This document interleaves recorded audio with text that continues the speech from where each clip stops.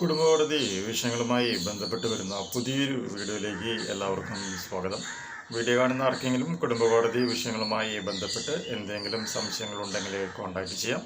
WhatsApp number +91 79 94 97 14 ഒരു വട്ടം വിളിക്കുവാനുള്ള consultation fees 500 രൂപ ഗൂഗിൾ പേ ചെയ്യാം. കൂടാതെ മെമ്പേഴ്സ് ഓൺലി വീഡിയോസ് നമ്മൾ ഒരുപാട് ചെയ്യുന്നുണ്ട്. ആ വീഡിയോസ് കാണണമെന്നുണ്ടെങ്കിൽ തൊട്ട് താഴെയുള്ള ജോയിൻ ബട്ടൺ പ്രസ് ചെയ്ത് മെമ്പർഷിപ്പ് എടുത്തു കഴിഞ്ഞാൽ ആ വീഡിയോസ് നിങ്ങൾക്ക് കാണാവുന്നതാണ്. ആർക്കെങ്കിലും അതിൽ ടെക്നിക്കലായിട്ട് എന്തെങ്കിലും ബുദ്ധിമുട്ടുണ്ടെങ്കിൽ മെസ്സേജ് ചെയ്ത് കഴിഞ്ഞിട്ടുണ്ടെങ്കിൽ എങ്ങനെ മെമ്പർഷിപ്പ് എടുക്കാമെന്നുള്ളതിൻ്റെ വീഡിയോ ലിങ്ക് അയച്ച് തരുന്നതായിരിക്കും. ഓക്കെ, ഇന്നത്തെ ഒരു വീഡിയോയിൽ നമ്മൾ ഡിസ്കസ് ചെയ്യാനായിട്ട് പോകുന്നത് ബൈഗാമി എന്ന് പറയുന്ന ഒരു ടൈമും അതുപോലെ തന്നെ ലിവ് ഇൻ റിലേഷൻഷിപ്പുമായി ബന്ധപ്പെട്ട് വരുന്ന വളരെ സുപ്രധാനമായിട്ടുള്ള 2023 നവംബർ 6 വന്നിട്ടുള്ള ഒരു വിധിയെ കുറിച്ചിട്ടാണ് ഡിസ്കസ് ചെയ്യുന്നത്. അപ്പോൾ വിധിയിൽ പറഞ്ഞ പോയിന്റുകൾ എന്തൊക്കെയാണെന്നുള്ളത് ആദ്യം പറയാം, അതിനുശേഷം നമുക്കത് എക്സ്പ്ലെയിൻ ചെയ്യാം. വിധി ഇങ്ങനെയാണ് പറഞ്ഞിട്ടുള്ളത്: the court has said that living together with another woman without dissolving the marriage from earlier spouse may amount to offense of bigamy under sections 494, 495 of the IPC എന്നാണ് പറഞ്ഞിട്ടുള്ളത്. എന്താണെന്ന് എക്സ്പ്ലെയിൻ ചെയ്യാം.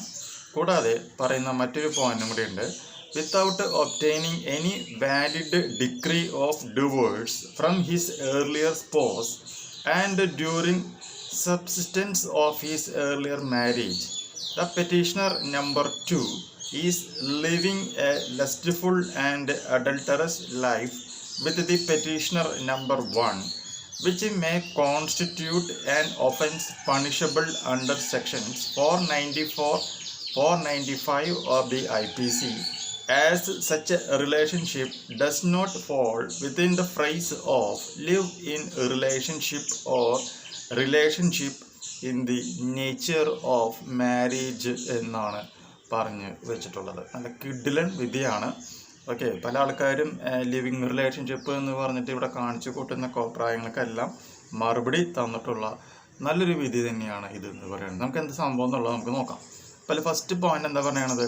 The court has said that living together with another woman, അതായത് വേറൊരു സ്ത്രീയുമായിട്ട് എന്ത് ചെയ്യുന്നു, ഒരു living ടുഗദറിൽ നമ്മൾ നിൽക്കുകയാണ്.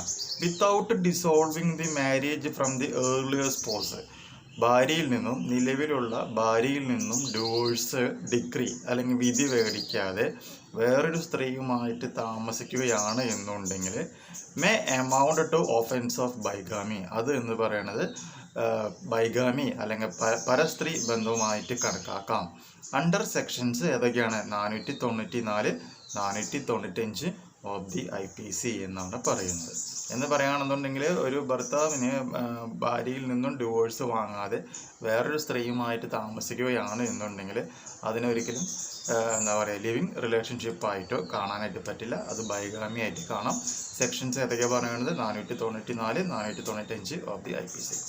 ദെൻ നെക്സ്റ്റ് പോയിന്റ് നോക്കുക: without obtaining any valid degree of divorce from his earlier spouse, മുൻ ഭാര്യയിൽ നിന്ന് മേടിക്കാതെ, and during substance of his earlier marriage, കല്യാണം കഴിപ്പിക്കാതെ, the petitioner number 2 is living a lustful and adulterous life with the petitioner number 1, അങ്ങനെ താമസിക്കുകയാണെങ്കിൽ which may constitute an offence punishable under sections 494, 495 of the IPC എന്നാണ് പറഞ്ഞിട്ടുള്ളത്. അങ്ങനെ താമസിക്കുകയാണ് എന്നുണ്ടെങ്കിൽ as such a relationship does not fall with the phrase of living relationship or relationship, അങ്ങനെ താമസിക്കുകയാണ് എന്നുണ്ടെങ്കിൽ അതിനൊരു ലിവിങ് റിലേഷൻഷിപ്പായിട്ട് കണക്കാക്കുകയില്ല.